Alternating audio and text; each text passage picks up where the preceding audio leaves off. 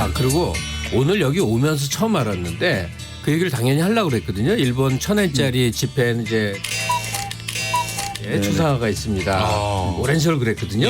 근데 그게 몇 년 전에 없어졌더라고. 딴 사람으로 바뀌었어. 2004년에 오래됐군요. 네. 그 정도니까 뭐. 일본에서 작가의 그 존재가 국부 같은 존재네요. 그럼 매년 최고 인기 작가 투표를 하는데요. 일본 역사 전체를 통틀어서 제일 존경하는 작가. 그런 나라에서 왜 이렇게 군국주의가 부활하고 근데 그런지 모르겠어요. 그러니까 일본을 통째로 일본인 전체로 이 이미지화하는 것은 굉장히 곤란하죠. 정말 금방 지나갔죠? 그래서 한 번 더 들려드릴게요. 일본 1,000엔짜리 지폐는 이제 추상화가 있습니다. 오랜 세월 그랬거든요. 근데 그게 몇 년 전에 없어졌더라고. 딴 사람으로 바뀌었어. 2004년에 오래됐군요. 네. 그럼 매년 최고 인기 작가 투표를 하는데요. 일본 역사 전체를 통틀어서 제일 존경하는 작가. 오늘 퀴즈는 책의 맛 코너에서 준비해봤습니다. 어제 코너에서는 이 작가의 작품 마음에 대해서 다뤄봤죠. 이 작가의 인기에 대해서 이야기 나누다가 김갑수 문화평론가가 일본 1,000엔짜리 지폐에 이 사람의 초상화가 있었지만 2004년부터 딴 사람으로 바뀌었다. 네, 이런 이야기를 나눴습니다. 정선태 국민대 교수는 이 작가는 일본 역사 전체를 통틀어서 일본인이 가장 좋아하고 존경하는 작가라고 설명해 주었습니다. 자, 오늘의 퀴즈. 이 작가 이름은 무엇일까요? 네, 근대 일본 문학의 초석을 다진 인물이고요. 일본인에게 변함없이 큰 사랑을 받고 있는 나는 고양이로소이다. 네, 이 작품을 쓴 일본의 국민 작가 나스메 땡땡땡. 이 땡땡땡에 들어갈 작가 이름 맞춰주시면 되겠습니다. 정답은 3글자입니다. 정답 보내주실 곳은 문자는 샵 9730, 짧은 문자 50원, 긴 문자 100원, KBS 모바일 앱 콩으로 보내시면 무료입니다. 기상천외한 오답 보내서 저를 웃긴다면 특별한 선물을 드리겠습니다. 많은 응모 바랍니다.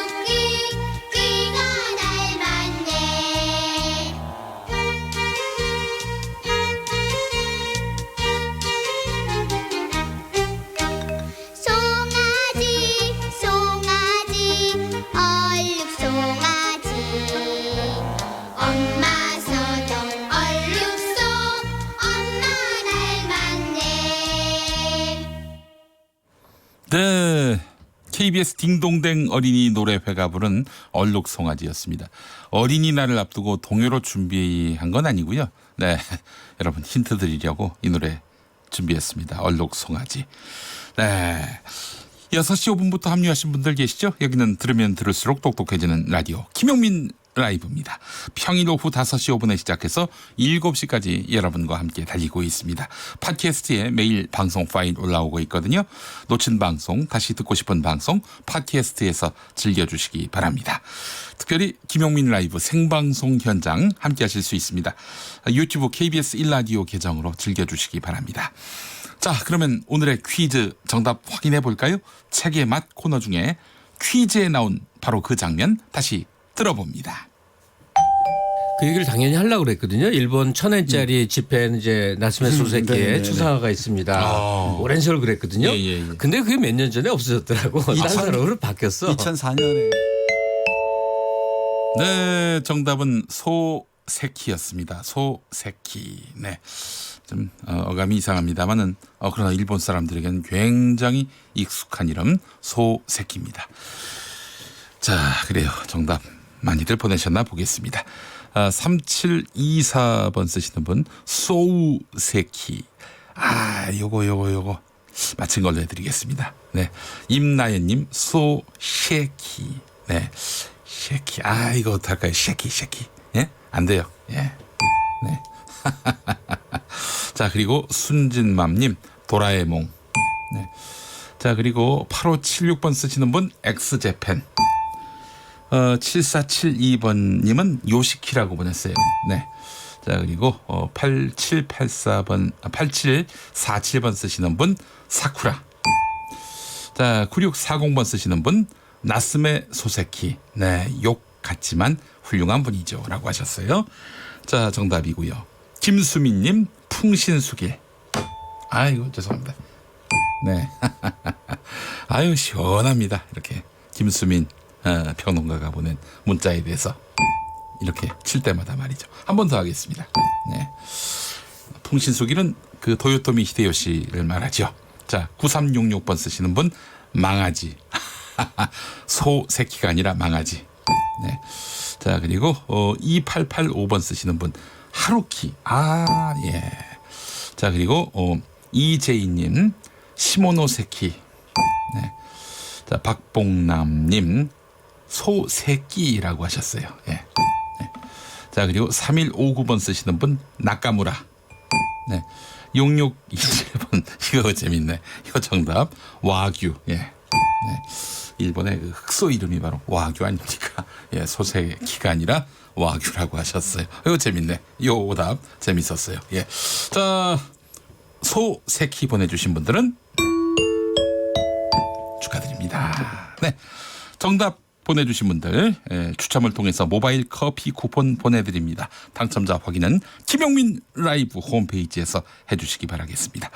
자, 라디오 정보센터 이어갑니다. 정한나 씨예요. 오늘 정한나 씨. 연휴 어떻게 잘 보내실지 모르겠네. 정한나 씨. 예. 자, 라디오 정보센터로 가봅니다. 올해 북한의 식량 사정이 최근 10년 사이에 최악으로 전락해 긴급한 식량 부족 문제를 해결하려면 외부로부터 136만 톤의 식량 지원이 필요하다는 조사 결과가 나왔습니다. 중국군이 한반도에서의 만일의 사태에 대비해 군사훈련을 계속하고 있다고 미 국방부가 밝혔습니다.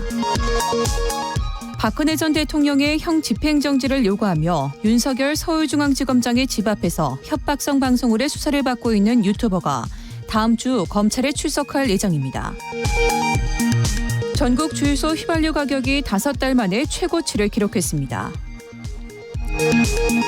진영 행정안전부 장관은 검경 수사권 조정을 둘러싸고 검찰과 행안부 외청인 경찰청 간의 갈등이 다시 불거진 것과 관련해 소통을 잘해서 합의점이 나올 것이라고 밝혔습니다. 경찰이 성매매 알선과 횡령 등의 혐의를 받고 있는 가수 승리에 대해 다음 주 구속영장을 신청할 방침입니다. 마약 투약 혐의로 구속된 서울 강남클럽 버닝썬의 이문호 대표가 구속이 부당하다며 법원에 구속적 부심을 청구했지만 받아들여지지 않았습니다. 이계호 농림축산식품부 장관이 오늘 인천국제공항에서 아프리카 돼지열병의 국내 유입을 막기 위해 국경 검역 현장을 점검하고 대한한돈협회와 캠페인을 펼쳤습니다. 지금까지 헤드라인 뉴스였습니다.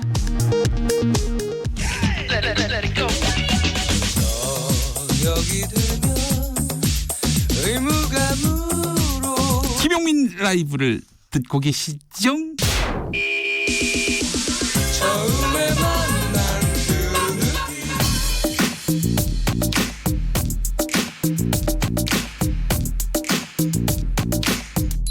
쏙 인터뷰. 귀에 쏙 맘에 쏙 쏙쏙쏙 속 인터뷰 시간입니다. 과거 국정농단, 정경유착, 비자금 은폐 등 각종 의혹으로 국민의 불신을 자초했던 포스코. 네. 올해도 각종 비리 의혹으로 벌써 3번이나 사정당국의 압수수색을 받았는데요. 잘 돌아가는 것 같죠, 포스코? 망해간다고 이야기하는 분이 있습니다. 이분 모셨어요. 포스코 전 직원입니다. 뭐 제법 높은 직에 계셨던 분이에요. 홍보팀장 지내셨고요. 정민우 포스코 바로 세우기 시민연대 대표와 함께하겠습니다. 정민우 대표님 어서 오십시오. 네, 안녕하세요. 정민우입니다. 네, 대표님 그 이력을 보니까 말이죠. 홍보팀장도 하셨고 포스코 경영기획실, 가치경영실 근무하셨는데 그러다가 내부 고발자가 됐어요. 포스코. 네. 예. 제가 앞서서 모두에서 말한 대로 포스코가 지금 만신창이가 돼가고 있다. 이런 얘기를 하고 다니세요. 네. 실제로 그렇습니까? 네, 그 만신창이가 됐다라는 것은 저의 그 주관적인 얘기보다는 네. 기업은 수치로 얘기를 하는 거거든요. 그렇죠. 예. 수치로 말씀을 드릴게요. 예. 지난 10년이라고 일단 크게 규정을 해드리고요. 네. 특히 MB 대통령이 집권했던 네. 5년, 6년 예. 그때 포스코가 어떻게 망가졌는지에 대해서 말씀을 드리면 될 것 같습니다. 네네. MB 대통령이 집권하기 전인 2007년 말에 포스코 매출이 31조. 31조. 예. 네, 예. 포스코 그룹의 매출입니다. 네네. 그 퇴임하고 2014년 말로 저희가 보면 매출이 65조로 늡니다. 그럼 좋은 거 아닙니까? 매출이 33조가 늘었죠. 예. 자, 영업이익을 말씀드리면 예. 4조 9천억이었는데 예. 3조 2천억으로 줄어듭니다. 오, 그래요. 한 거의 2조가 빠졌네요. 네, 예. 1조 7천억이 빠졌습니다. 예. 자, 그러면 포스코가 경영을 잘했으면 이런 매출은 일단 두고서 영업이익이 이렇게 줄어들 수가 없죠. 이게 사실 매출이라고 하는 게 네네. 어떻게 빚도 다 포함되는 겁니까? 그러진 않습니다. 그러진 않아요? 네네. 자산이 그렇군요. 네네, 자산이 그렇고요. 예. 그럼 이런 포스코에 대한 국제 신용평가 그룹의 기관의 평가를 보면 네네. 극명하게 나옵니다. 예. 국제 신용평가 기관으로 가장 유명한 것이 S&P라고 하는 스탠다드 푸어스와 무디스가 있습니다. 예. 이들의 포스코에 대한 평가가 A1, A에서 각각 2단계, 3단계가 떨어지고 더 중요한 것은 포스코 주가입니다. 주식이요. 예. 네, 포스코 주가가 2008년 초만 해도 70만 원대였습니다. 70만 원. 주당. 네네. 예. 지금 포스코 주가는 25만 원입니다. 3분의 1로 곤두박질 쳤네요. 줄었습니다. 예. 네, 맞습니다, MC님. 그러면 영업이익이 는 건 어떻게 된 거예요? 영업이익이 아니라 매출이 는 건 뭐예요? 매출이 는 거는 저희는 이런 걸 이렇게 표현하죠. 빚 좋은 개살구다. 빚 좋은 게 살고. 네, 실익은 오히려 줄었고 예. 그 부피만 큰 거예요. 네. 부피만 컸는데 부피를 키울 때 그 쓸어 담았던 기업들이 있겠지요. 네네네. 그들이 과연 올바른 기업들이었나? 네. 왜냐하면 MB 시절과 겹치는 포스코 그 경영진은 정준양 전 회장입니다. 예. 이분이 있는 동안 5년 동안 기업이 국내외로 해서 256개가 늡니다. 국내외로. 네네, 256개 5년 동안. 예. 특히 2011년 한 해 동안은 국내외에서 160개가 늡니다. 오. 160개면은 그 워킹데이 기준으로 네. 이틀에 하나꼴로 기업을 그러네요. 늘렸다라고. 근무일 기준으로. 예. 그러면 그 기업들이 제대로 된 기업이었으면 매출은 차지하고 네. 영업이익이 이렇게 줄어든다는 게 말이 안 되죠. 예. 네. 알겠습니다. 이거 심각한 상황이네요. 예. 그렇다면은 포스코가 왜 이렇게 망가진 겁니까? 수치상으로 망가진 건 뭐 확연해 보이고요. 네, 예. 확연하죠. 예. 자, 모든 그 기업도 그렇고 세상 일이 그렇지만 공이 있는 곳에는 상이 따라가고 네. 그 실패가 있는 곳, 잘못이 있는 곳에는 거기에 합당하는 책임이 따라야 됩니다. 그렇습니다. 예.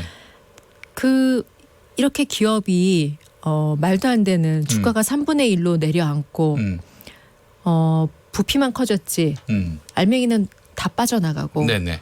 이런 상황에 대해서 누구 하나 책임지는 사람이 없습니다. 아니 거기도 기업인데요. 그 네. 뭐 보통 큰 기업입니까? 근데 어떻게 이 실적에 대해서 책임을 묻지 않는다는 게 상식적으로 납득이 안 되는데요. 책임을 기업의 경영을 감시하는 지금 포스코는 민영화된 공기업이라고 얘기를 합니다. MC님. 예. 민영화된 공기업이 포스코 말고 지금 이석채 전 회장이 구속돼서 문제가 되고 있는 KT. 예. 네. 그리고 KTNG 예. 이 세 곳입니다. 예. 이 세 곳이 경영 형태가 똑같습니다. 이 세 곳의 경영을 좋게 보면 민영화된 그래서 견제 장치가 사회 이사제 이사회가 네. 견제를 하는 것처럼 모양은 보이지만 네.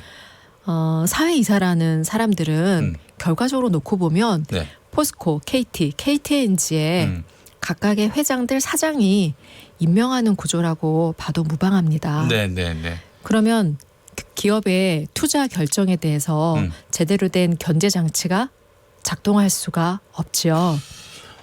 이 엄청난 영업이익 축소, 주가 축소 이거 보니까 말이죠. 네네. 엉뚱한 데다 투자했다. 이런 또 의구심을 갖지 않을 수가 없습니다. 뭐 기업이 엄청나게 늘었다는 거 아니에요? 근데 그렇습니다. 영업이익은 크게 줄고. 네네. 뭐 좀 수상한 그 낌새가 느껴집니다. 예, 수상한 저희가 그래서 네. 집중해서 보고 있는 부분이 네. 어떤 부분이냐면 예. MB 재임 5년 동안 2008년부터 2013년 예. 저희가 1년 정도는 더 여유를 둡니다. 네. 포스코 재무제표상으로 말씀을 드릴게요. 네네. 2007년 말에 포스코의 부채는 11조였습니다. 11조. 네. 예. 그 부채가 2014년 말이 되면 40조가 됩니다. 예? 예. 억도 아니고 조인데. 네, 조입니다. 예. 29조가 됩니다. 이거 29조 그러면 감이 안 오실 텐데요. 네. 2007년까지 포스코가 설립되고 40년 동안의 부채가 11조였습니다. 네. 뭔지 그림이 잡힙니다. 네. 예. 근데 쉽게 말씀드리면 5년 동안 부채가 29조가 늘었습니다. 네. 정상적인 구조라고 할 수가 없죠. 엉뚱한 데다 돈을 갖다 부었다. 이렇게 봐도 됩니까? 그렇습니다. 저희도 그렇게 보고 있고요. 또 하나 또 이 5년 동안 이익잉여급 20조가 네. 어디로 갔느냐. 예. 즉 부채 29조는 어디로 그 부채 그러니까 그 금융기관으로부터 빌려온 돈이죠. 네네. 29조는 어디에 썼으며 예. 그 기간 동안 포스코가 벌어들였던 20조는 토탈 49조의 돈을 네. 어디에 썼는지를 제대로 규명하면 네. 그 돈이 행방 그리고 많은 것들이 나온다고 저희는 집중해서 보고 있습니다. 아니 그 포스코 같이 큰 회사라면은 어디다 썼는지 그거 다 장부나 여기 나와 있어야 되는 거 아닙니까? 네, 포스코 어디에 써 있는지 장부에 네. 낱낱이 나와 있어야 되는데 네. 과연 그 장부를 우리가 믿을 수 있는지라는 부분에 대해서 그래서 지금 예. 참 저도 그 구성원으로서 네. 지금 포스코가 겪고 있는 이 상황이 참 안타까운 일이긴 한데요. 네네. 금융감독원이 일단 포스코 건설의 분식회계 여부를 보고 있습니다. 네. 아마 포스코 건설을 본다는 건 건설만으로 끝나지 않고 예. 홀딩 컴퍼니 그 예. 지주 회사인 포스코도 본다라고 봐야 할 겁니다. 그래요. 네, 그리고 중앙지검 역시 음. 포스코를 수사하고 있습니다. 아 그래요? 네. 오. 근데 사실은 포스코 관련해서 전에 기사를 뒤져보니까 자원 외교 문제와 포스코가 네네. 연결돼 있어요. 아 그렇습니다. 그렇다면 지금 검찰이 자원 외교 수사하고 있는 겁니까? 제가 예스노라고 확실하게 말씀드리기는 좀 그렇지만 네.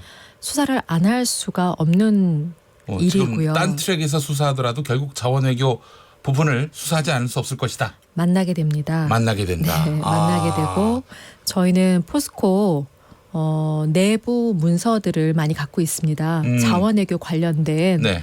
어마어마하게 작성된 보고서들이 있습니다. 예. 포스코가 MB 시절에 죄송합니다. MB라고 그냥 짧게 말씀드려도 아니 되는지 괜찮아요. 예, 모르겠습니다. 다들 MB라고 하는데요. 뭐. 예. MB 시절에 예. 그 저희는 사자방이라고 얘기를 하죠. 그 사자방이라면 4대강 자원 외교 그리고 방산. 네. 비리 의혹. 네네. 사자방 이 비리에 대해서 아직 제대로 들어간 곳은 아무것도 없습니다. 저는 이제 시작이라고 네. 보고 있는데요. 예. 이 중에서도 저는 가장 심각하다고 보는 게 자원외교입니다. 네, 자원외교. 그렇죠. 예. 이 어디로 어떻게 그 돈이 나갔는지 이것도 알 수 없는 것이고 투자한 기업들마다 다 부실하기 짝이었고요. 결국 망했고. 네, 그렇습니다. 근데 계속 거기다 돈을 부어요. 네네. 이미 저희는 그 광진공이 그 MB 시절에 광물진흥공사. 네, 예. 광물진흥공사. 예. 그 MB 시절에 네. 자원외교 하면은 네. 보통 다들 광물진흥공사, 광진공, 네. 석유공사, 네. 석유공, 예. 가스공사, 네. 요 3공사라고 합니다. 네네. 여기만 생각하시는데요. 예. 정말 자원외교의 포인트는 뭐냐면 자원은 다 해외에 있지 않습니까? 네. 그리고 해외에 있는 광산이나 이런 걸 살려면 기업 자체가 자금이 풍부해야 됩니다. 그렇죠. 예. 네, 과연 3공사가 자금이 풍부했느냐 여부를 비교 봐야 되고. 공사가 많아봐야 얼마나 있겠나 생각은 듭니다. 예. 네네. 포스코는 아까 말씀드린 대로 그 자금들이 네. 사라진 기업이지요. 예. 그리고 포스코가 자원외교에 나설 수 있는 가장 좋은 또 명분은 포스코는 국내에서 자원을 가장 많이 쓰는 기업입니다. 그러네요. 예. 예. 그러니 포스코가 자원외교에서 투자를 한다 뭐 해도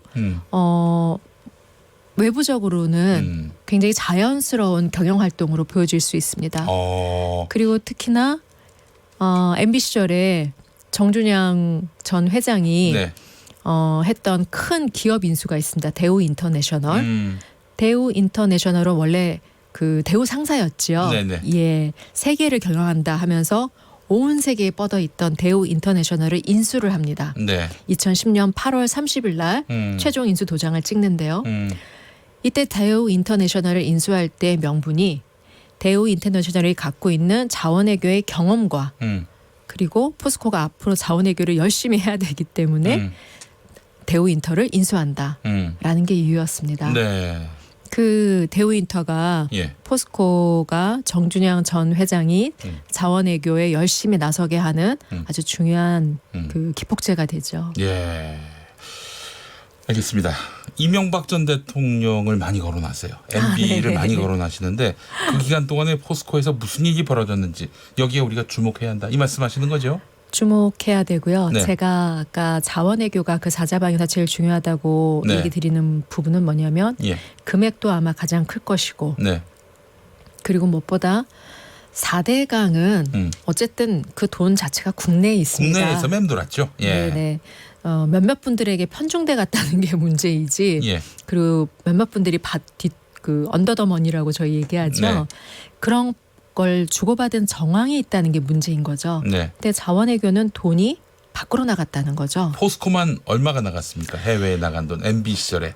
저희가 그 제대로 추산하기는 조금 어렵습니다만 네. 예. 아까 예. 들여다 봐야 된다고 말씀드린 49조에 예. 거의 태반이 예. 해외로 나가지 않았겠나라고 저희는 보고 있습니다. 자, 그래서 많은 사람들이 자원외교를 의심할 때 해외의 부실한 기업을 비싼 값에 삽니다. 그리고 계속 쏟아부어요.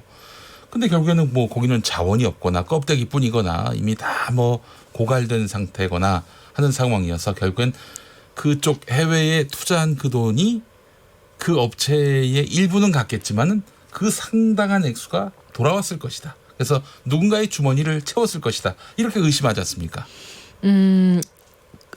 지금 MC님께서 말씀하신 추론이 네.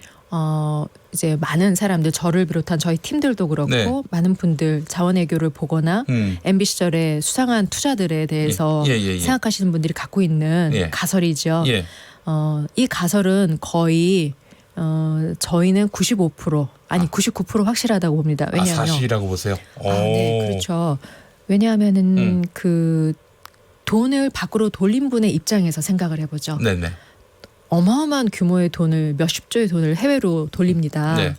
그러면 해외에 돈을 두고 있는 건 굉장히 불안한 일이죠. 네네네. 다시 국내로 들여와야 됩니다. 네. 그래야지 이제 안심이 되는 거잖아요. 예. 국내로 들어올 때 가장 대표적인 형태가 투자라는 형태로 들어옵니다. 네네네. 그래서 저희 검은 머리 외국인이라는 얘기를 많이 그렇죠. 하죠. 예. 외국 투자라고 해서 들어오는 거. 네. 또 특히나 구체적으로 말씀드리면 사모펀드들.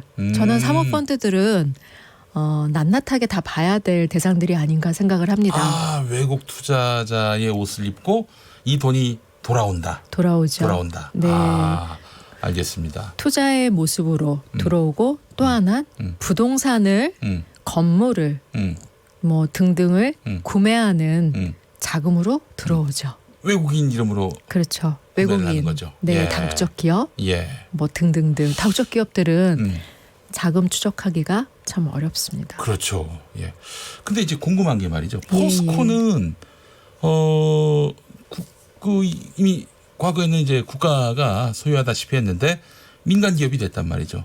근데 민간 기업의 돈을 그렇게 함부로 외국에다가 빼돌리고 그것을 회수한다? 포스코는 그 뭐 허구도 아니고 말이죠. 네, 네. 그게 어떻게 가능할까요? 아, 그 위법 아닙니까? 네. 배임 아니에요? 그렇죠. 네. 배임이고 예. 그걸 이제 배임 정도가 아니라 이건 횡령이라고 봐야 될 것 같은데요. 횡령도 당연히 음. 따라갔을 것이라고 추정을 하죠. 네. 이제 사정기관들이 그 부분에 대해서는 낱낱하게 밝혀주실 거라고 보고 있고요. 네, 네. 포스코가 어떻게 그럴 수 있었냐라고 말씀하시는 게 굉장히 중요한 포인트인데요. 네, 네. 포스코를 장악하는 것은 네. 굉장히 쉽습니다. 어떻게 보면 어려울 수도 있는데요. 네, 네. 포스코의 회장을 예. 네 사람을 넣으면 됩니다. 아, 그래요. 네네네. 그래서 MB 시절 2009년 2월 27일이었죠. 네네. 그 주주총회에서 회장으로 확정된 정준양 씨. 네네. 정준양 씨는 2015년 중앙지검 예. 특수위부가 수사 결과로 발표를 했습니다. MB 정부에서 회장으로 세운 사람이다라고.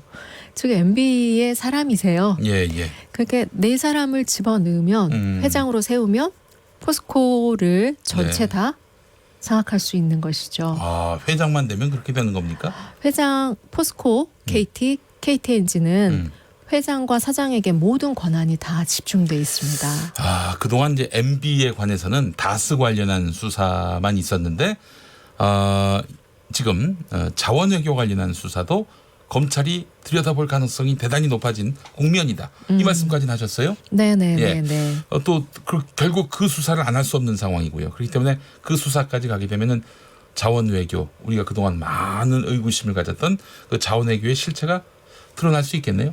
네, 드러난다고 보고요. 저는 지금 문정부 근데 해외 나간 돈을 네네. 어떻게 규명할 수 있을까요? 자원외교를 그 취재하려고 주진우 기자 같은 사람 굉장히 네네네. 고생 많이 했는데 아직까지 성과가 뚜렷이 나오지 않고 있어요. 네, 주 기자님 고생 많이 하시고 앞에 서서 MB의 실체를 밝혀주고 계시는 부분에 대해서 네. 저희는 정말 너무 감사하고 그게 드러날 수 있습니까? 저는 100% 드러날 수 있다고 봅니다. 왜냐하면 예. 밖에 나간 돈은 들어옵니다. 네. 들어온 돈을 가지고 파고 들어가면 된다라는 거고요. 증거가 있어요? 저희가 정확하게 보고 있는 몇 군데들이 있습니다. 네. 예, 그거에 대해서는 말씀드리기는 좀 어렵지만 네. 그 여기는 정확하다라고 찍고 있는 곳들이 있고 그곳들이 이제 큰 댐을 무너뜨리는 시작이 될 거라고 예, 확신하고 있습니다. 알겠습니다. 뭐 오늘 이 인터뷰를 끝으로 해가지고 포스코 문제를 마무리할 수는 없을 것 같고 다음에 또 한번 또 모셔가지고 이야기를 더 네. 깊이 나눠 보도록 하겠습니다. 감사합니다. 네. 자, 포스코 바로 세우기 시민연대 대표이고 포스코 홍보팀장을 지냈던 정민우 대표와 함께했습니다. 오늘 말씀 감사합니다. 감사합니다. 네, 자 6시 35분 지나고 있습니다. KBS 교통정보센터로 가보겠습니다. 오수미 씨. 네, 이 시각 교통정보입니다. 지금 경부고속도로 부산 방면은 70 물류 부근에서 승용차 사고가 있었고요. 처리는 마무리가 됐지만 외관부터 6km 정체입니다. 이 전으로는 입장을 지나 천안휴게소까지 이동량이 많아 무려 29km나 막히고요. 또 회덕 분기점에서도 서행입니다. 반대 서울 쪽으로는 금호 분기점에서 밀리고 있고 경기권에서는 오산, 동탄, 수원을 중심으로 양방면 다 정체입니다. 영동고속도로는 양쪽 다 사고의 영향을 받고 있습니다. 먼저 인천 방면 신갈 분기점에서 화물차 관련한 사고가 났고요. 이 여파로 마성 나들목부터 정체입니다. 반대 강릉 쪽으로는 강릉 분기점 부근에서 화물차 사고가 있었고 처리 작업으로 2km 밀립니다. 강릉 방면 경기권 정체는 서안산 부근과 둔대 분기점에서 부곡, 신갈 분기점, 여주 일대에서 느리게 이동을 하고 있습니다. 중부 내륙고속도로 창원 방면으로는 상주터널 부근에서 사고가 나면서 낙동 분기점부터 정체고요. 무안 광주간고속도로 광주 쪽으로도 동광산 요금소 부근에서 사고 여파로 6km 정체입니다. 지금까지 KBS 교통정보센터였습니다.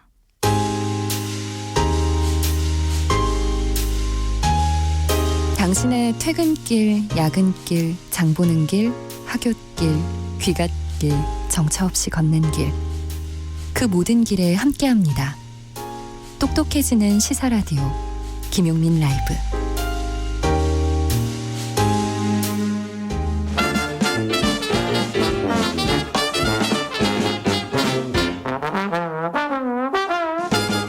역사를 잊은 민족에게 미래는 없다. 내일을 준비하는 특별한 한 걸음, 여기 남다른 역사에서 시작하겠습니다. 역사 저술가 이명태 선생 오늘도 나오셨습니다. 반갑습니다. 예, 반갑습니다. 예, 지난주 알리 이야기 퇴근하면서 예.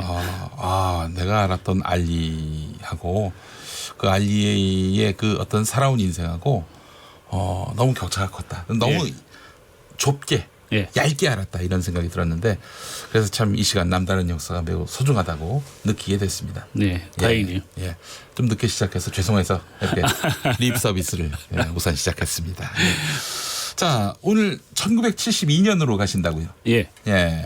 5월 2일부터 5월 5일까지 당시 중앙정보부장이었던 이우락 씨가 네. 비밀리에 북한을 방문해서 네. 김일성 당시 주석이었죠. 네. 주석을 만나고 관계자들을 만나고 돌아왔습니다. 자, 1972년 상황을 한번 보면은 그해 10월에 이제 10월 유신, 네, 유신이 예. 선포가 되고 73년부터는 사실상 총통제 같은 그런 대통령제가 그렇죠. 대한민국 땅에서 이제 북한의 시작을 유일 합니다. 체제와 비슷한 거죠. 같은 시기에 시작했어요. 저쪽은 저 사회주의 헌법 그렇죠. 개정으로 72년 11월에 시작했으니까. 예, 이쪽은 또 저 유신헌법 제정으로 예. 남북 모두 독재자의 시대가 열린 거예요. 예. 예. 자, 그런 시기 당시만 해도 뭐 중앙정보부 하면은 하늘을 나는 새도 떨어뜨렸던 철대 권위가 있었던 시절이었고 당시 평양을 방문한다, 김일성 주석을 만난다, 이 일 자체도 상상할 수도 없었던 일 아니었습니까? 그렇죠.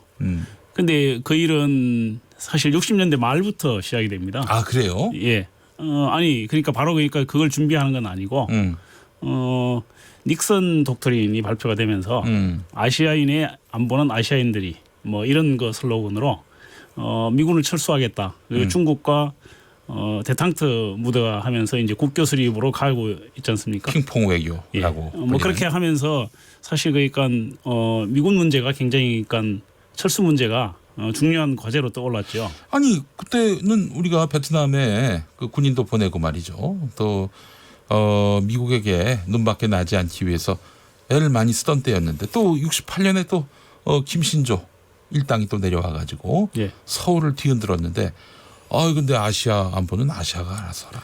그러니까 미국이 그 명분 없는 전쟁에 뛰어든 거죠. 베트남 전쟁에 전쟁. 뛰어들어서 사실은 만신창이가 된 겁니다. 예. 베트남에서도 승리하지 못했고 국내에서도 당시 베트남 전쟁을 두고 반전 운동이 굉장히 심각하게 벌어지고 있었어요. 네네. 그러니까 방금 말씀하신 알리 같은 경우도 그런 와중에서 징집을 거부한 거죠. 예. 그런 상황이기 때문에 미국이 사실 그 헤어날 수 있는 길이 없었어요. 그래서 닉슨이 공약으로 베트남에서 발을 빼겠다 이런 공약을 내세웠고 대통령이 되자마자 닉슨 독트린을 발표를 한 거죠. 예. 사실 그런 상황에서 이게 아시아가 남북도 마찬가지고 대땅트 화해 무드로 가는 것은 좋은 거였죠. 네네. 이제 그렇죠. 그런 상황에서 이제 남한도 대화를 할 수밖에 없는 상황이었고 일단 적십자를 통해서 대화를 시작을 했죠. 그렇군요. 그러니까 결국에는 뭐 박정희 정부 때도 남과 북이 대립해서는 서로 답이 없다. 결국 남북은 화해 협력으로 가야 한다. 이런 기조에는 뭐 사실상 남북 모두 동의했던 거 아닙니까? 박정희 정권 때도. 그렇죠. 더구나 이제 그 미국과 중국이 손을 잡으니까 예. 가까우니까 우리도 남북이 손을 잡을 수밖에 없는 그런 상황이 온 거죠. 네. 그런 점에서 이제 대화를 준비해서 결국 그게 이제 발전을 해서 72년 북행 비밀리에 이제 북한을 방문해서 직접 협상하는 네. 이런 방식으로 이제 발전을 한 거죠. 예, 알겠습니다. 자, 이후락 중앙정보부장 그렇게 해서 이제 5월 2일에서 5월 5일 사이에 1972년에 북으로 갔는데요. 그 북으로 가게 된 그 전사를 한번 좀 살펴봤으면 좋겠어요. 왜 갑자기 박정희 대통령이 어떤 계기가 돼가지고 이후락 부장을 보내게 됐는지. 예, 고금 말씀드린 것처럼 이 남과 북이 결국 대화를 해서 중국과 미국도 대화를 하고 결국 그러니까 국교 수립으로 가니까 예. 우리도 어쩔 수 없이 그러니까 이 전쟁이나 이런 방식으로 계속 대립하는 방식이 아니라 네네. 그리고 이제 미국이 그때는 그런 방식으로 발표를 한 거거든요. 네. 주한미군을 축소, 최소한 축소, 네. 뭐 나아가서는 이제 궁극적으로 철수하겠다 이런 주장을 한 거고 그러면 북한을 계속 전쟁 방식으로 대립하는 방식을 할 수는 없는 거 아닙니까? 예. 그래서 이제 그걸 모색하기 위해서 일단 적십자를 통해서 대화를 모색을 했고 적십자 회담을 해서 북한에서 먼저 내려왔어요. 내려왔는데 그 중에 이를테면 이제 북한의 그 실력자가 누군지 중앙정보부에서 파악을 해서 예. 비밀 대화를 하는 거죠. 그 당시만 해도 이후락 중앙정보부장이 2인자였습니까? 그렇죠. 예, 이인자. 중앙정보부가 모든 걸 다 장악하고 움직이는 그런 상황이었으니까 실무자를 통해서 정홍진이라고 이분이 이제 그쪽에 실력자를 실제로 이제 대화를 해서 예예. 그런 통로가 만들어지는 거죠. 예. 만들어지고 그렇게 해서 북한을 방문하는 겁니다. 뭐 미국하고 중국이 가까워지니까 우리 남과 북도 더 이상 대립하지 말자 이 차원에 더해서 예. 남한은 내가 짝 먹을 테니까 북한은 당신이 짝 먹어라 이렇게 해서 서로의 어떤 그 1인 뭐 나쁜 말로 독재 뭐 하여간 자기들 쓰는 말로는 공고한 리더십 이걸 구축하려고 했던 것은 아닌지. 이제 그 문제는 조금 더 이따가 얘기를 하려고 그랬는데 네. 먼저 얘기를 하면 네. 유신과 그럼 남북 대화가 어떤 관계가 있느냐 예. 이런 문제를 얘기를 해야 되는데 네. 처음에는 그 바로 그러니까 연결되는 것은 아닌 것 같아요. 아니라고 봐야 될 것 같아요. 네, 예를 네, 들면 남과 북이 대화를 할 수밖에 없는 국제 정세가 조성이 되었고 네. 그래서 대화를 진행을 했고 진행을 하는 과정에서 이미 그러니까 다른 차원에서 박정희 대통령은 삼선 개헌 전부터 네. 이게 그러니까 다음에 대통령이 될 수 있다는 보장이 없고 불안하니까 그렇죠. 김대중이라는 예, 젊은 71년 후보가 선거를 통해서 그게 이제 확실하게 확인이 된 거죠. 100만 표 차로 좁혀 예. 쫓아왔으니까. 예, 그래서 그러면 이게 그런 선거가 아닌 다른 방식으로 할 수 있는 방안 이런 걸 계속 연구를 했습니다. 네네. 연구를 했고 이미 그러니까 삼선 개헌 때부터 고민을 했고 71년 대통령 선거를 할 때는 이미 그 준비를 하고 있었어요. 예. 그래서 대만이라든지 뭐 스페인이라든지 이런데 총통제 국가들이 어떻게 운영되고 있는지 이런 남몰래 준비를 조사했군요. 예, 준비를 위해서 보냈죠. 예, 이 예. 검사를 보내가지고 예. 준비를 했습니다. 했고 그 다음에 이제 한다 이런 생각을 가지고 있었지만 구체적인 형태나 이런 것들은 사실은 어떻게 할 건가는 고민을 하고 있었어요. 예. 근데 이제 북한과 대화를 하면서 이후락 정보부장이 북한을 직접 방문해보고 거기서 많은 아이디어나 영감을 얻었다고 볼 수 있는 거죠. 사실은 10월 유신을 하게 된 이유가 북이 언제 침략해 올지 모른다. 그렇기 때문에 우리가 권력이 자주 교체가 되고 그러면은 우리 체제가 위협받을 수 있다. 이런 얘기는 드러내놓고 하진 않았지만은 그 속내가 읽혔어요. 아니 그러니까 그 유신을 하면서 네. 공식적으로 성명서에 그런 내용이 들어옵니다. 이 남북 대화를 예. 잘 하기 위해서 네. 이렇게 얘기를 했고 그 문제는 나중에 그러니까 이후락 전 정보부장이 언론과 인터뷰에서 네. 계속 얘기를 해요. 예. 자기가 가서 북한에 가서 보니까 예. 북한은 완전히 그러니까 여론이 하나로 통일되어 있는데 그렇지. 남한 같은 경우는 남북 대화를 하더라도 여러 가지 의견들이 그러니까 나오고 있는 상황에서 그리고 이게 그러니까 강력한 지도 체제가 필요하다고 판단을 했다 이렇게 얘기를 해요. 그런데 예. 사실은 강력한 지도 체제 문제는 그 전에 이미 준비를 해왔던 거고 예. 형태를 어떻게 할 것인가를 가지고 북한에서 많이 영감을 얻는 거죠. 예를 들면 이제 이후락 씨가 하는 얘기는 통일조체 국민회의 같은 형태를 고민하고 생각한 것은 네. 제안한 것은 자기가 북한에 갔다 온 다음이다. 네. 이렇게 얘기를 합니다. 최고인민회의 같은 최고인민회의하고는 좀 다르죠. 북한은 이제 체제 자체가 최고인민회의는 북한 체제는 기본적으로 조금 다른데 하여튼 뭐 어쨌든 주석제로 이제 그때 완전히 북한은 굳혀져 가고 있었어요. 1인 체제로. 예. 뭐 그 방식에 대해서 이제 많은 그 아이디어를 얻은 거죠. 아, 그래. 결론을 내리자면은 결국에는 이제 남북 대화는 이렇게 남북 양 체제의 그 리더십을 공고히 할 목적이었다. 이렇게 봐도 전 무리가 아니라고 봅니다. 그 이제 그래서 제가 방금도 말씀드렸던 것처럼 예. 시작은 두 개의 트랙이 동시에 진행이 되었고 네. 그게 가는 과정에서 만난 거죠. 예. 만난 것이라고. 결과적으로 이제 봤을 때. 그렇죠. 결과적으로 그렇게 만난 거고 그리고 이제 남한 입장에서 사실 유신을 그러니까 내세울 근거가 별로 없었어요. 명분이 없었죠. 명분이 없었는데 예. 그 이제 남북 대화가 좋은 구실이 된 거죠. 예. 나 영구 집권하고 싶다. 이걸 내세우고 유신헌법을 만들 수는 없는 거 아니에요. 그렇죠. 예, 알겠습니다. 자, 이후락이 아주 중요한 메신저를 했었네요. 그렇죠. 예. 그리고 그 대화가 예.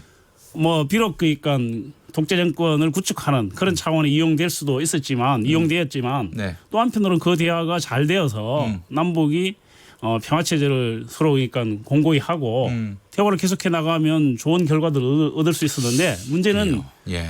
남쪽에 문제가 생긴 거죠. 그 다음에 김대중 납치 사건이 일어나지 않습니까? 일본에서. 예. 그렇죠. 김대중 납치 사건이 나니까 북한에서도 사실은 뭐 이용당하겠다는 생각을 사실 많이 했어요.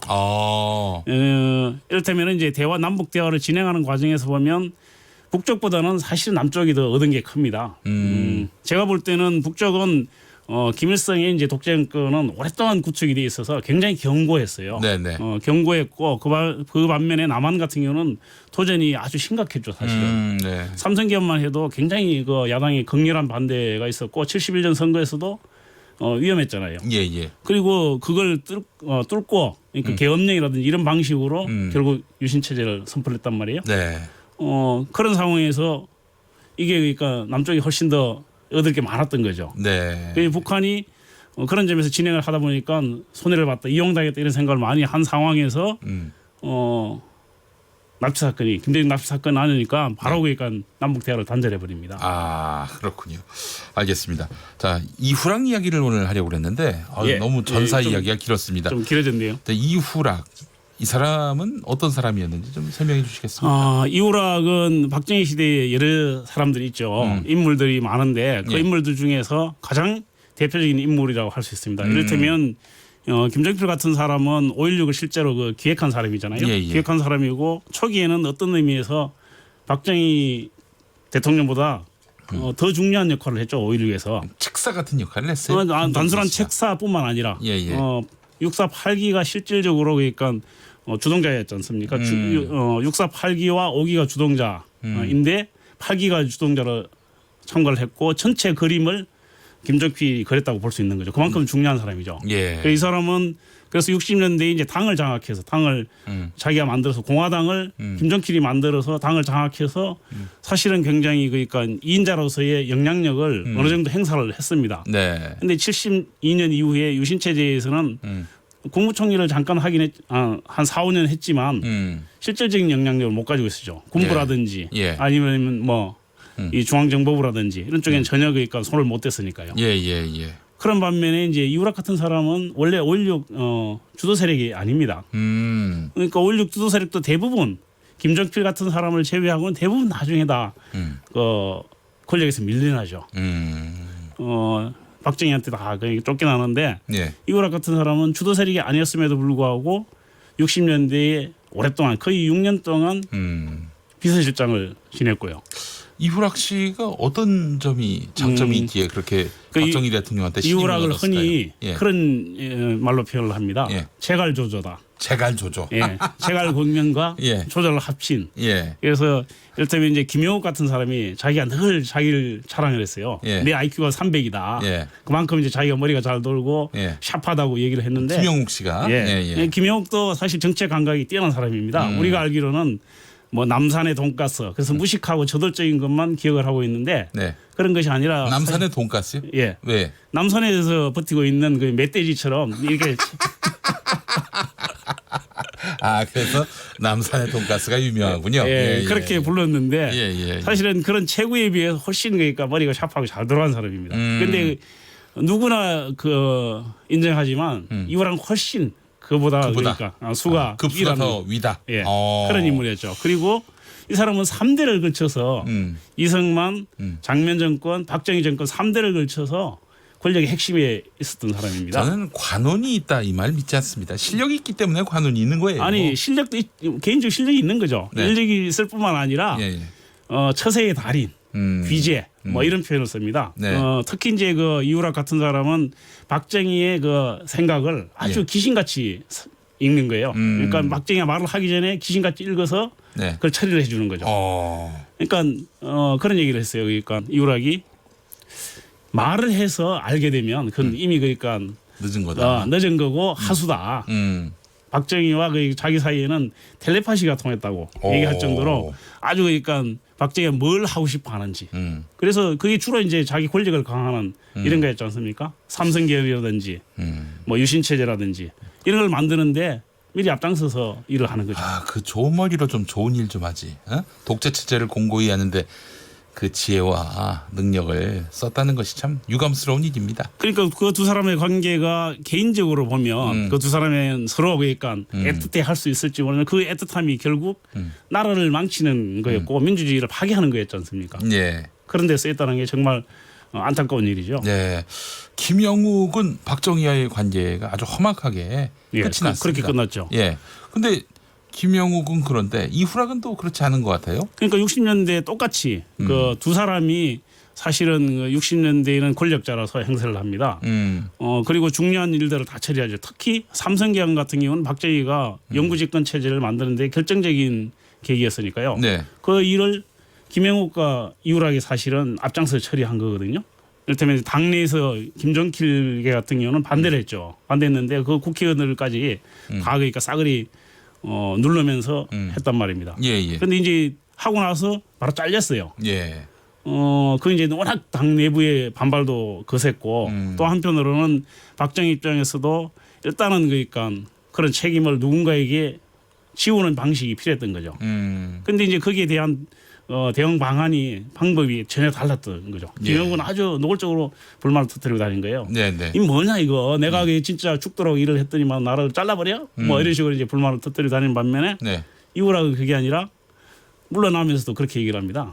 여러분들은 청와대에서 이제 비서실장 물러나면서 박정희 교회의 신도가 된 그런 심정으로 일을 열심히 해라. 그래요. 그러니까 박정희가 좋아하지 않을 수 없는 거죠. 예. 국가에 충성하지 말고 권력자에게 충성하라 이 말인데 그렇죠. 참 민망하네요. 예. 그러니까 이게 박정희라는 인물이 저는 뭐 무슨 그러니까 박정희의 그 망령들이 많이 남아 있는데 예. 그 인간으로 볼 때도 사실은 별로 그러니까 좋은 사람이 아니에요. 이를테면은 이제 그런 자기 그러니까 김정희 같은 사람도 계속 그러니까 안 좋은 얘기를 계속 한다고요. 네. 그러니까 자기한테 진짜 충신은 그런 사람들이 충신인 거죠. 네네. 그런데 그런 충신은 배척하고 이루학처럼 그러니까 좋은 얘기만 자기한테 정말 그러니까 기분 좋은 얘기만 해주는 사람을 쓰는 거죠. 그런 뭐 그러니까 정치가가 좋은 정치가라고 할 수는 없는 거죠. 예. 우리 0580번 쓰시는 분이요.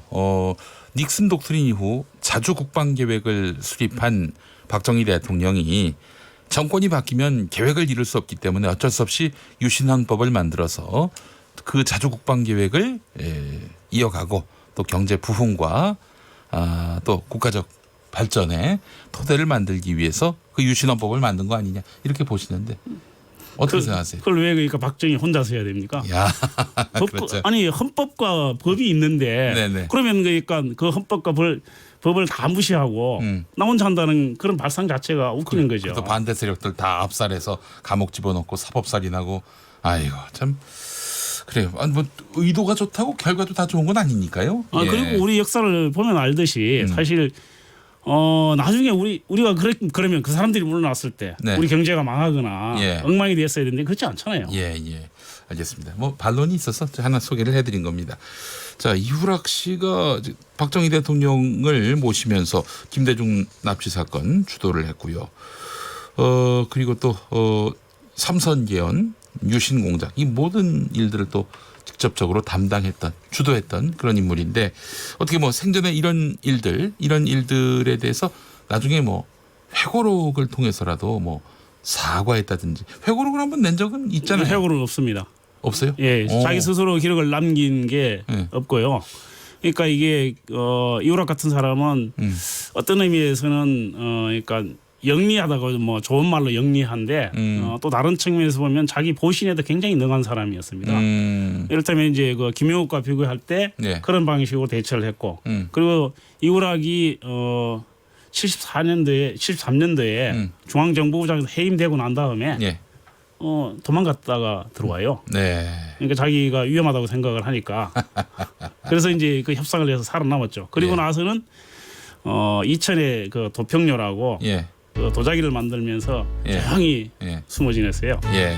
그러니까 말을 한마디도 안 했죠. 그 진실을 밝힌 적이 전혀 없고 사과한 적도 없습니다. 알겠습니다. 예, 이후락 이야기 오늘 나눠봤습니다. 남다른 역사 저술가 이명태 선생과 함께했습니다.